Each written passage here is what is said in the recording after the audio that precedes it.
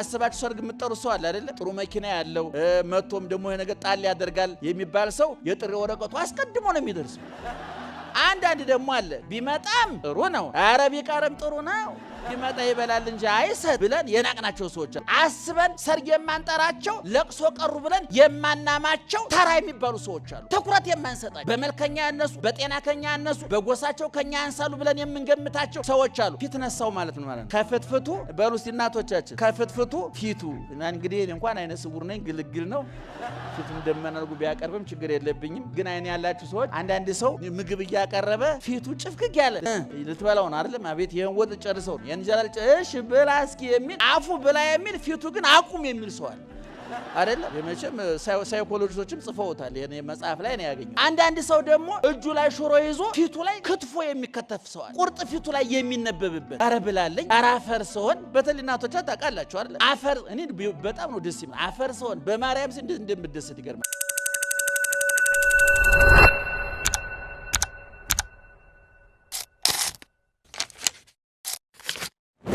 በስመ አብ ወወልድ ወመንፈስ ቅዱስ አሃዱ አምላክ አሜን። እግዚአብሔርን ብላችሁ ይቅርታውን ቸርነቱን አምናችሁ ከቅድስት ድንግል እናቱና ከቅዱሳን ባለሟሎቹ የእግዚአብሔር ቤተሰቦች ምእመናን እንዴት ዋላችሁ? ኧረ ጮክ በሉ። እንዴት ዋላችሁ? እንዴት ዋላችሁ?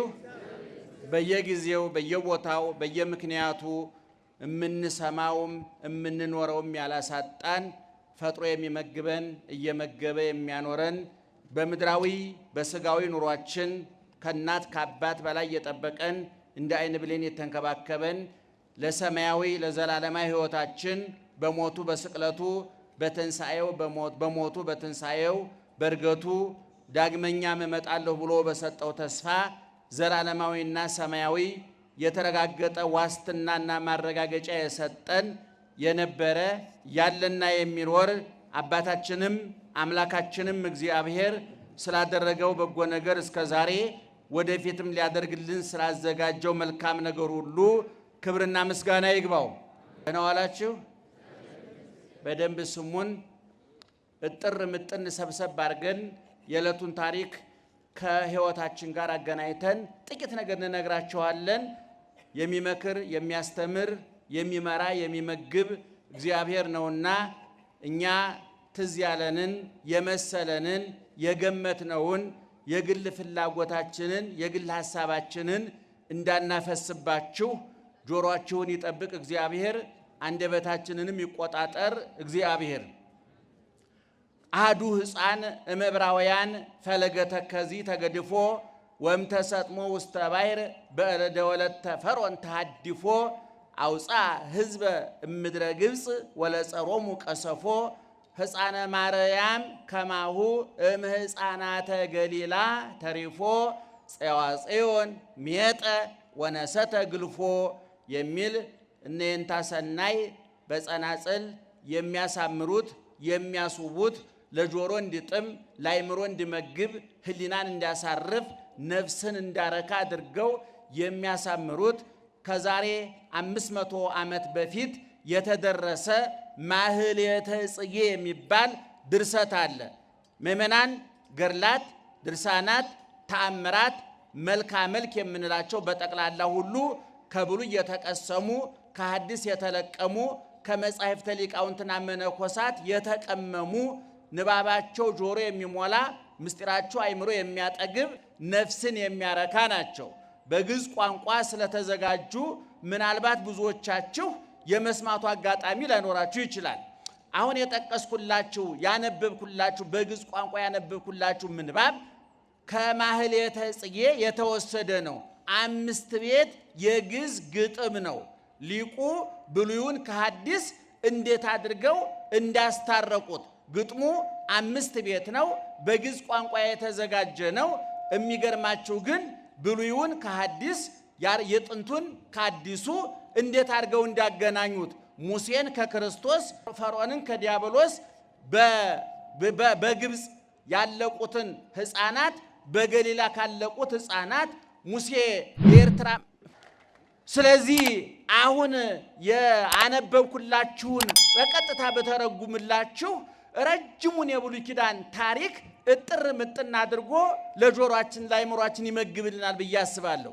ይሄ ድርሰት አሃዱ ሕፃን እምዕብራውያን ፈለገ ተከዚ ተገድፎ ከዕብራውያን ከእስራኤላውያን መካከል አንድ ሕፃን በፈለገ ተከዚ በወንዝ ዳር ተጥሎ ወም ተሰጥሞ ውስተ ባሕር በእደ ወለተ ፈርዖን ተሃዲፎ በባህር ከመስጠም በፈርዖን ልጅ እጅ ተርፎ ተሻግሮ አውፃ ሕዝበ እምድረ ግብፅ ወለጸሮሙ ቀሰፎ ጠላታቸውን ፈርዖንን ከነሰራዊቱ ከነሰረገላው አስጥሞ ምናልባት በዛን ጊዜ የግብፅ መንግስት ማለት የፈርዖን መንግስት ማለት ዛሬ ዓለምን የሚንጡት የሚያናውጡት ሁሉ በእጃቸው ሁሉ በደጃቸው የሆነ ይመራሉ ከሚባሉት ከነ አሜሪካ የሚቆጠር ገናና መንግስት ነበር።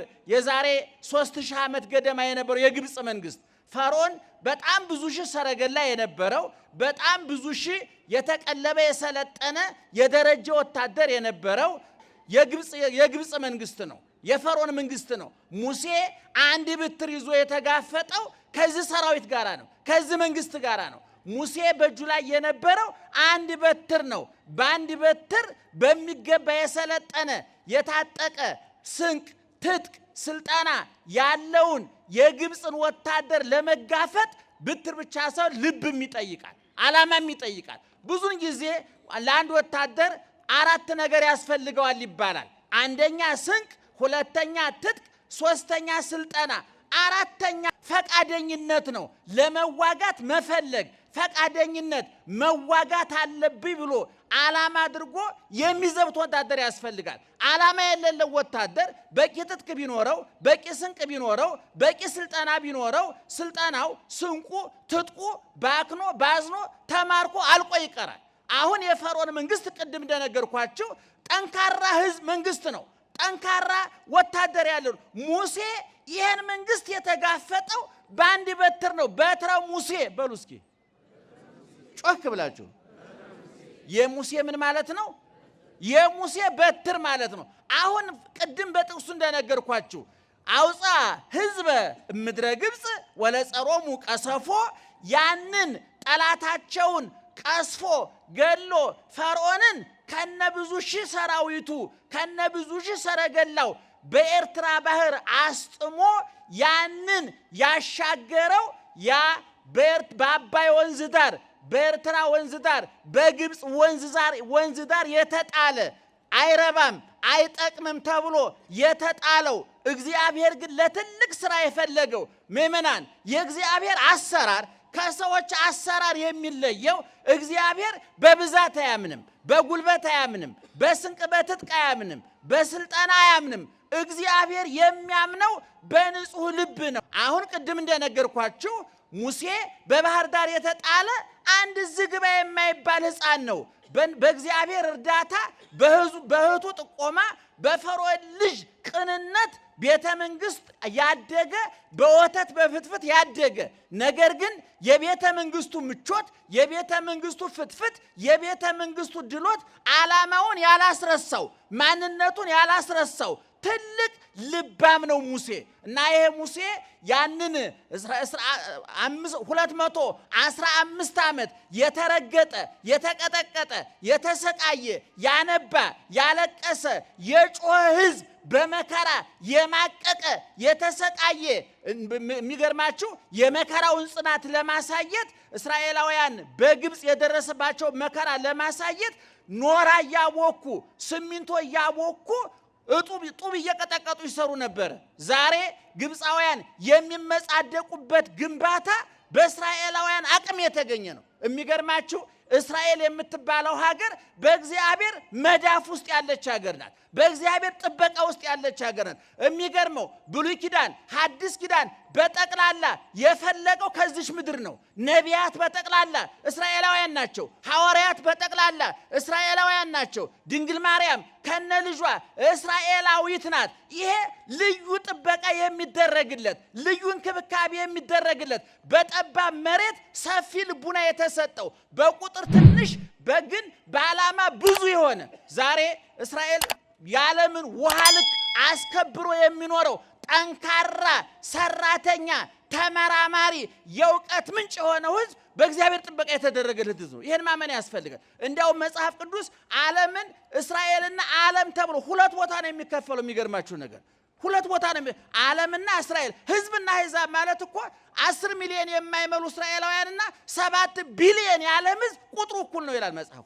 ስለዚህ ይህ ሕዝብ በግብፅ ተረግጦ ተጨቁኖ አንብቶ ተሰቃይቶ ልጅ ሲወልዱ እናቶች ነፍሰ ጡሮቹ መሬት ጭቃ ሲረግጡ ምጣቸው ሲመጣ እዚያው ከጭቃው ጋራ ልጆቻቸው እርገጡ ተብሎ የተፈረደባቸው ህዝቦች ናቸው። ይህን ህዝብ ለማውጣት ነው ሙሴ የተላከው። ሙሴ ሲላክ በጉልበቱ በቁመቱ በጡንቻው በደረሱ ስፋት በጡንቻው ጥንካሬ የተመረጠ አይደለም። እግዚአብሔር ባልባሌ ነገር ትልቅ ስራ መስራት ይችላል። በተናቀ ነገር ትልቅ ስራ መስራት ይችላል። እግዚአብሔር በተናቀው እንጨት እኮ ተሰቅሎ ዓለምን አድኗል። በአህያ ተቀምጦ ቤተ መቅደስ ገብቷል። ከድሆቹ መንደር መርጦ ከድንግል ማርያም ተወልዷል። ቀን ሰዎች ቀንን ሲያደንቁ እግዚአብሔር በጨለማ ተወልዷል። እግዚአብሔር ሰዎች ለቤተ መንግስት ሲጋደሉ እግዚአብሔር በበረት ተወልዷል። ሰዎች ለልብሳቸው ውበት ሲጨነቁ እግዚአብሔር ራቁቱን ተሰቅሏል። ሰዎች ለዳቦ ሲጋደሉ ስጋውን ብሉልኝ ብሎ ሰጥቷል። ውሃ የዓለም መሰረታዊ ፍላጎት ነው እየተባለ በሚራኮቱበት ዓለም ውስጥ ደሜን ካልጠጣችሁ ውሃ ያረካችሁም ብሎ ሰጥቷል። እግዚአብሔር ከሰማይ ወርዶ ከቤተ መንግስት ይልቅ በረትን መርጧል። ከቀን ይልቅ ሌሊትን መርጧል።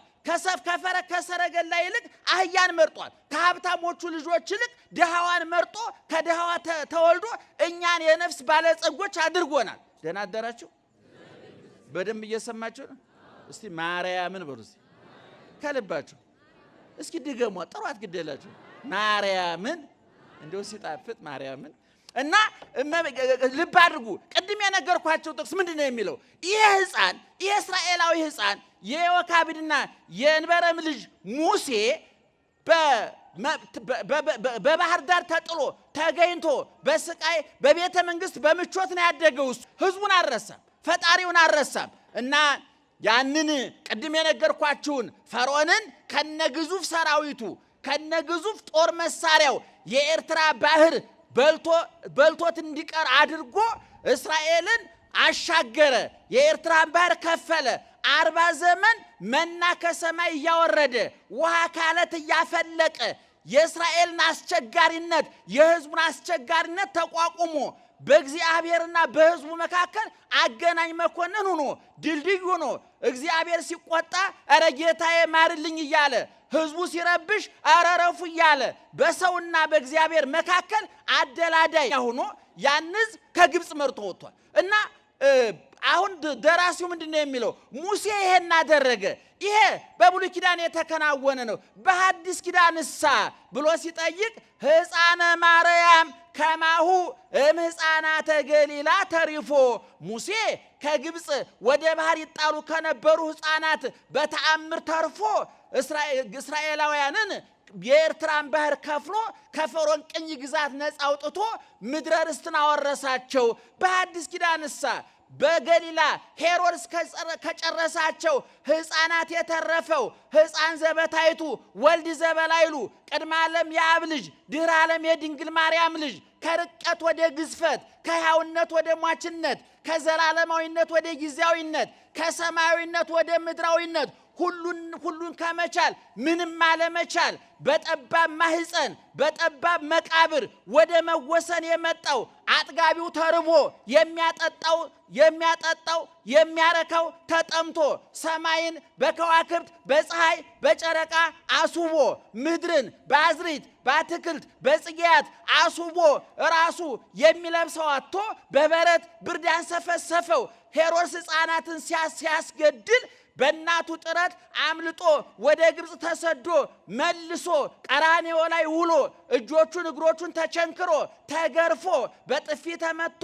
ምራቅ ተተፍቶበት ሐሞት ኮምጣጤ ጠጥቶ የሾሃል ተደፍቶበት ተሙቶ ተገንዞ ተቀብሮ ተነስቶ አርጎ ዛሬ በክብር ያለው የሐዲስ ኪዳኑ የኃጢአታችን ባህር የከፈለ የጥሉን ግድግዳ ያፈረሰ ሙሴ በበትሩ የኤርትራን ነሳ ሙሴ በትረ ጸለየ ዋማይተበ ውቱኬ ባሪያ መስቀል ላሉ ነንታሰነ ሲጸነጽሉ ሙሴ የኤርትራን ባህር የከፈለበት መስቀል የሐዲስ ኪዳን በትር የሐዲስ ኪዳኑ የክርስቶስ መስቀል ምሳሌ ነው። የኤርትራ ባህር የኃጢአት ምሳሌ ነው። ፈርዖን የዲያብሎስ ምሳሌ ነው። ግብጽ የሲኦል ምሳሌ ናት። ከሰማይ የወረደው መና ከአለት የፈለቀው ውሃ በሐዲስ ኪዳን የበላ ነው። አነው ህብስተ ሕይወት ከሰማይ የወረደ ቢበላ ዘላለም ሲበላ ሲጠጣ የሚኖር የነፍስን ረሃብ የቆረጠ የነፍስን ውሃ ጥም የቆረጠ እርቃናችንን የሸፈነ ወደ ቀደመ ቦታችን የመለሰን የሐዲስ ኪዳኑ ደግሞ ሙሴ ኢየሱስ ክርስቶስ።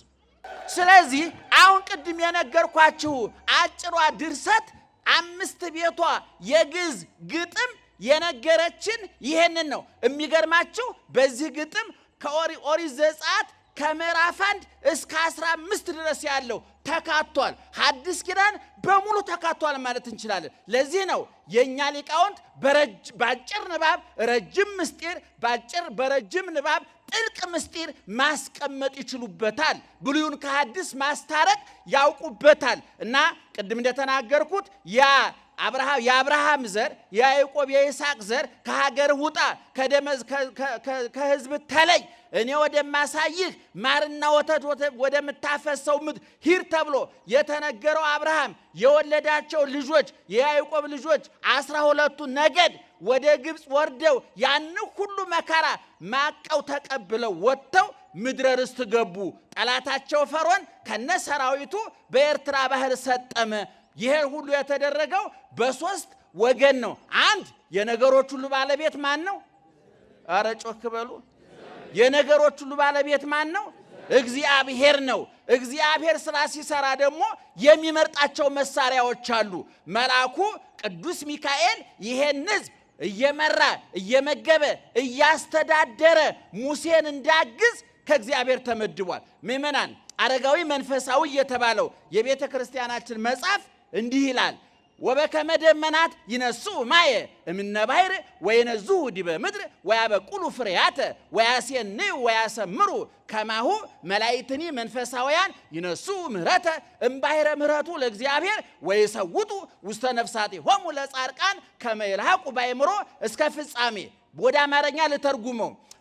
ደመና ውሃውን ከውቅያኖስ ጠልፎ ወስዶ በደረቀው መሬት ላይ ባፈሰሰው ጊዜ ወይም ዝናብ በጣለ ጊዜ ማለት ነው። የደረቀው ይለመልማል፣ የለመለመው ያብባል፣ ያበበው ያፈራል አለ። እንደዚህም ሁሉ በደመናው መላእክትን መስሎ ቅዱሳን መላእክት የምህረት ውቅያኖስ፣ የይቅርታ ውቅያኖስ፣ የጸጋ ውቅያኖስ፣ የፍቅር ውቅያኖስ፣ የሰላም ውቅያኖስ የሁሉ ነገር መገኛ ከሆነው ከውቅያኖሱ እግዚአብሔር ምህረቱን ይቅርታውን ቸርነቱን ቀርተው አምጥተው በቅዱሳን በጻድቃን በክርስቲያኖች ላይ ባፈሰሱት ጊዜ ይላል ከመ ይልሐቁ ባእምሮ እስከ ፍጻሜ በእምነት ፍጹማን እስኪሆኑ ድረስ ይለመልማሉ ይላል። ልብ አድርጉ። ደመና ዝናብ ይፈጥራል። የዝናብ ፈጣሪ ማን ነው? አይደለም እግዚአብሔር። ፈጣሪ ከተባለም እሱ ሳይሆን አይቀርም ብላችሁ ነው በግምት። እሺ ይሄ ዝናብ እንደምን የሚፈጠረው እስኪ ንገሩኝ። እዚህ ዝናቡ ይላል የኛ ትምህርታችን እርጥቡና ደረቁ ሲጋጭ በትነት ዝናብ ይፈጠራል። ያ ዝናብ የሚፈጠረው ግን ደመና አለ። ደመናው ከውቅያኖስ ውሃውን ጠልፎ ያመጣዋል። ያ ከውቅያኖስ የጠለፈውን የተጫነው የሚገርማችሁ ነገር ውሃውን ከውቅያኖስ እየቀዱ ደመናው ላይ የሚጭኑ መገብተ ማያት መላእክት አሉ። ደመናውን ደግሞ የሚሾፍሩ ደግሞ በዚህ ሂድ በዚያ ሂድ እያሉ ደግሞ የሚያዙ የተመደቡ መገብተ ደመናት መላእክት ደግሞ አሉ። መገብተ መባረክት፣ መገብተ ከዋክብት ደመናት መላእክት አሉ። ማን የመደባቸው? እግዚአብሔር ነው የመደባቸው። እና ይሄ ደመናው በከውቅያኖስ ውሃውን ይጫንና ያመጣና በዚህ ላይ በደረቀው መሬት ላይ ያዘንበዋል። ኤጲፋኒዎስ የሚባል ሊቅ በብሉይ ኪዳን ኢዮብም ተናግሮታል። እይሰጠጥ ደመናሁ ይላል። የሚገርማችሁ አሁን ደመናው በነገራችን ላይ ዝናብ የያዘ ደመናና ያልያዘ ደመና በምን ይታወቃል? አይናሞች አይናሞች በምን ይታወቃል? ሲንገረኛ ንገሩኝ። አንድ ደመና ይሄ ደመና ዝናብ ይዟል አልያዘም የሚል በምን ታውቁታላችሁ? ይጠቁራል። የታየው እንዳትል መጻሕፍት አይን ናቸው። ጸልሙ ማያት በውስተ ደመናት ደመናው መጽሐፋችን ይናገራል። ዝናብ የያዘ ደመና በምን ይታወቃል? ይጠቁራል። ስለዚህ አሁን ሊቁ ያለው ምንድነው? ደመናው ውሃውን ከውቅያኖስ ያመጣና በምድር ላይ ያፈሰዋል አለ። ውቅያኖስ የተባለው በምሳሌ እግዚአብሔር ነው። ዝናብ የተባለ ቸርነቱ ነው። ደመና የተባሉት መላእክት ናቸው። እኛ መላእክት ምህረት ያመጣሉ አልን እንጂ የምህረት ምንጭ ናቸው አላልንም። መላእክት ይላላካሉ ያገለግላሉ አልን እንጂ ፈጣሪ ናቸው አምላክ ናቸው አላልንም አንልምም። እኛን ለማገልገል የመደባቸው ቅዱሳን መላእክት እኛን ይረዳሉ። ለዚህ ነው በዚህ በዘጸአት 23 ላይ ይሰማችኋል። በዘጸአት 23 ላይ ሙሴ ሲናገር ይላል እኔ ወደ ማሳይህ ምድር መርቶ ያደርስህ ዘንድ መላኬን በፊትህ ልካለሁ ይላል። ስሜ በላዩ ላይ ነውና እንዳታስቆጣው ተጠንቀቅ ይላል። ስሜ የሚለው ማን ነው? እግዚአብሔር። በማን ላይ ነው ስሙ ያለው? በሚካኤል በገብርኤል ላይ። ሚካ ጨርሱት። ሚካ፣ ገብር፣ ሩፋ፣ ራጉ፣ ሳቁ፣ ፋኑ፣ ኤል የሚለው መላእክት ወላጅ አባታቸው እግዚአብሔር ነው። ለምሳሌ በኔ ስም መጨረሻ ላይ የአባቴ ስም ነው ያለው። ለምሳሌ አንድ ሰው ስሙ አበበ ቢሆን የአባቱ ስም ከበደ ሊሆን ወላጁ። ቅዱሳን መላእክት ግን አባት የላቸውምና መጠሪያ ስማቸው የአባታቸው ማን ነው? እግዚአብሔር ነው። ሚካኤል፣ ገብርኤል፣ ሩፋኤል፣ ፋኑኤል፣ ሳቁኤል እየተባሉ ይጠሩበታል። እና አንድን መልአክ ስሜ መጽሐፍ ቅዱስ ነው የሚለው ምእመናን ስሜ በላዩ ላይ ነውና መልአኩን እንዳታስቆጣው ተጠንቀቅ ይላል። ኦሪት ዘጸአት ምዕራፍ 23 ቁጥር ያን ቤታችሁ ገብታችሁ አንቡት። መዝሙረ ዳዊት ደግሞ መዝሙር 90 በቅንፍ 90 ከቁጥር 8 ጀምሮ ደግሞ እንዲህ ተብሏል። ይቀርብ እኩይ ሀቤከ ክፉ ወደ አንተ አይቀርብም፣ ወይበው መቅሰፍት ቤተከ መቅሰፍት ወደ ቤተ አይገባም። ለምን? እስመ ለመላእክቲሁ ይእዝዞሙ በእንቲአከ መላእክቱን ስላንተ ምን ያደርጋቸዋል? ያዛቸዋልና። ከመይቀቡከ በኩሉ ፍናዊከ በመንገድ ሁሉ ይጠብቁ ዘንድ ወበእዴሆሙ ያነስኡከ በእጆቻቸውም ከወደክበት ያነሱ ዘንድ ያነሱሃል። ከመይተታቀፍ በእብን እግርህ እንዳትሰነካከል መላእክቱን ስላንተ ያዛቸዋልና መቅሰፍት ወደ አንተ አይገባም። ስለዚህ ቅዱስ ሚካኤል በብሉይ ኪዳን የተጠቀሰው መልአክ ቅዱስ ሚካኤል ነው፣ ሙሴን ያገዘ። እንግዲህ ልብ አድርጉ። እስራኤላውያን ከግብፅ ወጥተው ወደ ምድረ ርስት ወደ ሀገራቸው እንዲገቡ ዋናው እግዚአብሔር ነው፣ ቀጥሎ ቅዱስ ሚካኤል ነው፣ ቀጥሎ ሙሴ ነው። እነዚህ ሶስት አካላት ናቸው ለእስራኤላውያን መዳን፣ ለፈርዖን ለግፈኞች መውደቅ፣ ለተገፉት መነሳት፣ ለጥጋበኞች ውድቀት፣ ለረሃብተኞች መጥገብ ምንጭ ሆነው አንደኛ እግዚአብሔር ነው፣ ሁለተኛ እግዚአብሔር ላከው ቅዱስ ሚካኤል ነው፣ ሶስተኛ ሙሴ እግዚአብሔርንም መልአኩንም የሚያከብረው ሙሴ ነው ማለት ነው። ስለዚህ የዛሬው በዓል ግፍ የት እንደሚያደርስ የታየበት በዓል ነው። ትዕቢተኞች ከበሉ የማይረባቸው የሚመስላቸው፣ ከተሾሙ የማይሻሩ የሚመስላቸው፣ ካገኙ የማያጡ የሚመስላቸው፣ ጤንነት በበሽታ ረሃብ በጥጋብ በረሃብ ጤንነት በበሽታ ሹመት በሽረት እንደሚተካ የማያውቁ ከፍ ብለው ወደ መሬት መውደቅ እንደሌለ ለሚሰማቸው በዓለም ዙሪያ ላሉ በየንግዱ በየፖለቲካው በየሃይማኖቱ በየትዳሩ ያሉ ሆር ሰጥቶ ጭንቅላት የነሳቸው ኪሳቸው በገንዘብ ሞልቶ ነፍሳቸው ከቁም ነገር የተራቆተች እንደ ሰው ተፈጥረው እንደ እንስሳት የሚኖሩ ከዚህ በፊት ተናግሬዋለሁ። ሊቁ ሲናገር ሰው ሲበላሽ አመጋገቡን ከእንስሳ ጠባዩን ከአራዊት ስዕሉን ከእግዚአብሔር ይወስድና ሲም ካርድ የሌለው ቀፎ ይሆናል ይላል። ስለዚህ ምእመናን ፈርዖን ትዕቢተኛ ነበር። እግዚአብሔርን አላውቀውም ብሎ ነበረ። ያ አላውቅም ያለው ፈርዖን ዛሬ የለም። አላውቀውም የተባለው እግዚአብሔር ዛሬም አለ።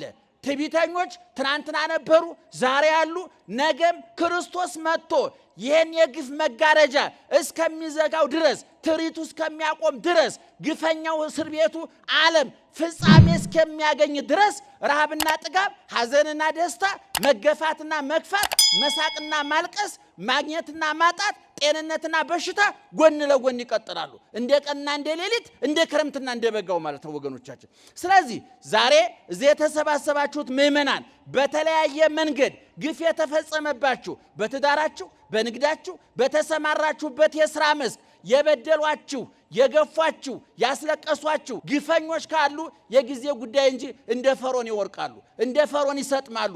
ባህሩ ዛሬም አለ። ሙሴ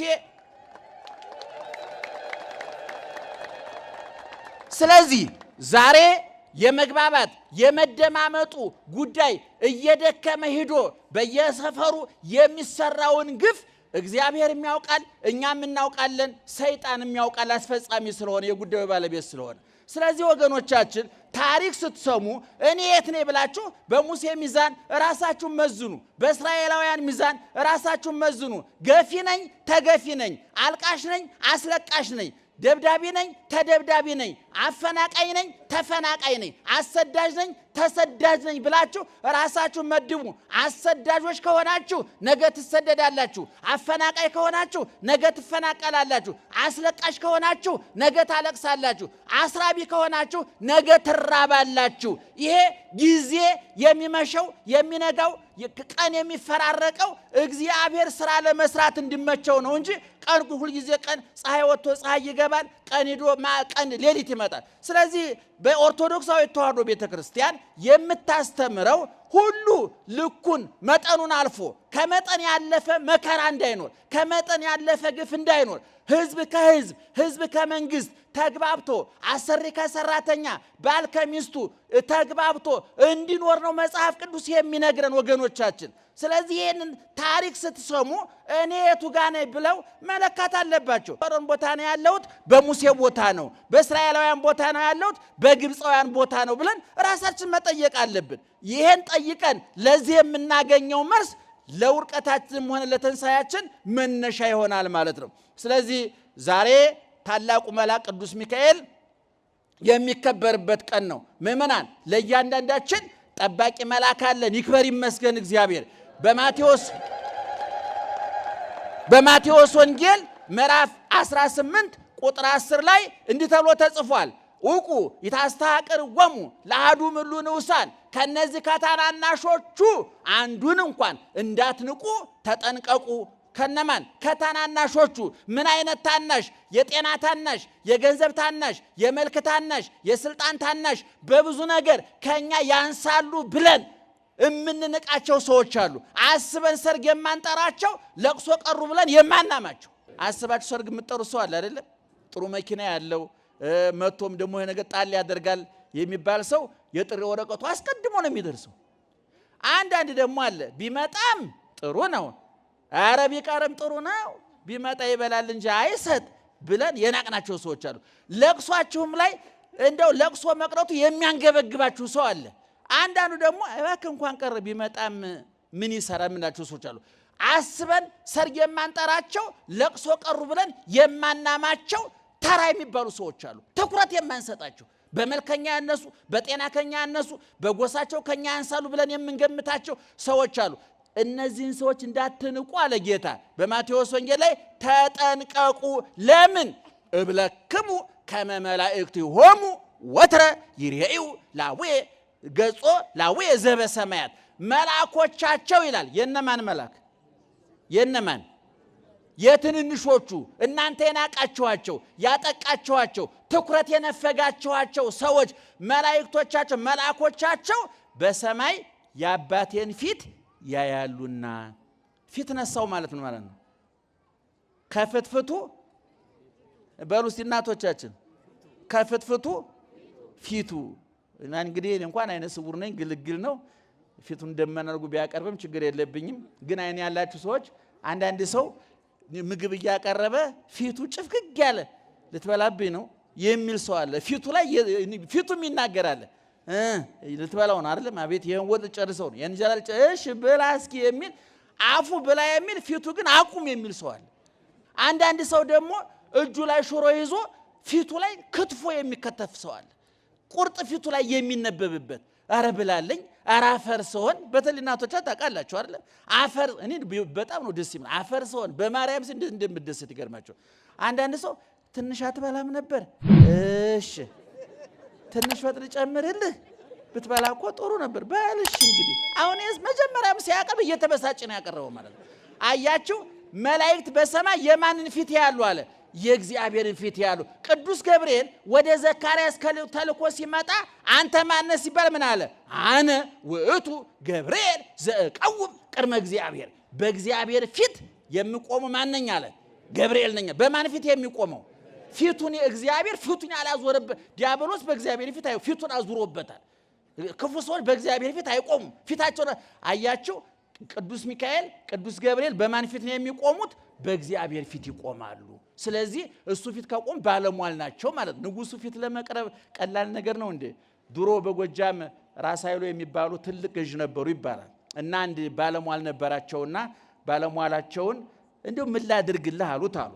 አይ ጌቶች ምንም ማያደርጉልኝም ለችሎት ሲቀመጡ መሳፍንቱ መኳንንቱ ዙሪያዎትን ከበው ህዝቡ እርሶን ሲያይ ይጥሩና ምንም ደህናዋል ይበሉ በጆሮዬ ይበቃኛል ይሄ አላቸው አሉ ወይኔ ጋሻ መሬት ስጠኝ ትለኛለህ ስልጣን ስጠኝ ትለኛለህ ብዬ ነው እኔ ምን ቸገረኛልና ተሰብስበው መሳፍንቱ መኳንንቱ ዙሪያቸውን ከቦ ህዝቡ እሳቸውን ሲያይ ጠሩና ደህናዋል የሳቀ ሄደ ከዛ በኋላ ያ ሁሉ መሳፍንት መኳንንት ለካ የእሳቸው አማካሪ ነው ብሎ ቅቤው እየተጫነ ማሩ እየተጫነ ጤፉ እየተጫነ አያችሁ ብልጥ ሰው እንዴ ነው የሚያደርገው አንዳንድ ሰው አለ ከባለስልጣናት ጋር ጠጋ ብሎ ፎቶ የሚነሳ አያቆም እኮ ሰውየው ይገርማቸዋል ፎቶውን እያሳየ እንደ ስንት የምናውቀው መረጃ አለ እስቶ አውቃቸዋለሁ ሁሉ በስማቸው ያስደነገጠ ሰው አለ አያችሁ ሲሻር ደግሞ ይቀደዋል ምን ችግር አለ ባለስልጣናት ሲሻር ፎቶአቸው ይቀደዳል አይደል ታውቃላችሁ ያፈቀርን ሰሞን እኮ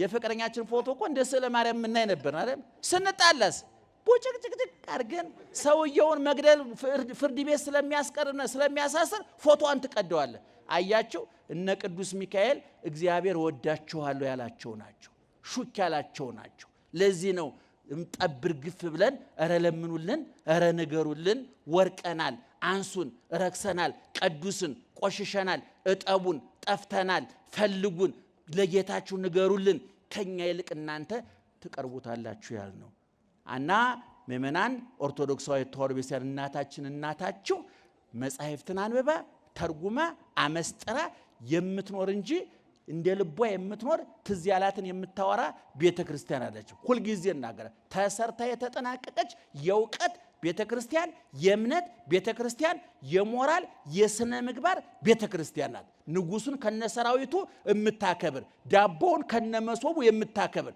ዳቦ ክርስቶስ ከሰማይ የወረደ እንጀራ ነው ይሄ ዳቦ የተጋገረባት ምጣድ መሶብ ደግሞ ድንግል ማርያም ናት ደመናው ድንግል ማርያም ናት ዝናቡ ክርስቶስ ነው አበባ ድንግል ማርያም ናት ፍሬ ክርስቶስ ነው ግንዱ ክርስቶስ ነው ቅርንጫፎቹ ሐዋርያት ናቸው እነ ቅዱስ ሚካኤል ናቸው እኔ የወይን ግንድ ነኝ አለና እናንተ ምንድናችሁ አለ ቅርንጫፍ ናችሁ አለ ቅርንጫፍ ተቆርጦ ሲወጥ ምን ይባላል ጭራሮ ይባላል ጭራሮ ይነዳል አመድ ይሆናል እነ ይሁዳ እነ ንስጥሮስ እነ መቅዶኒዮስ እነ አርዮስ አይ ደህናው ረዘመ ይሄ ነገር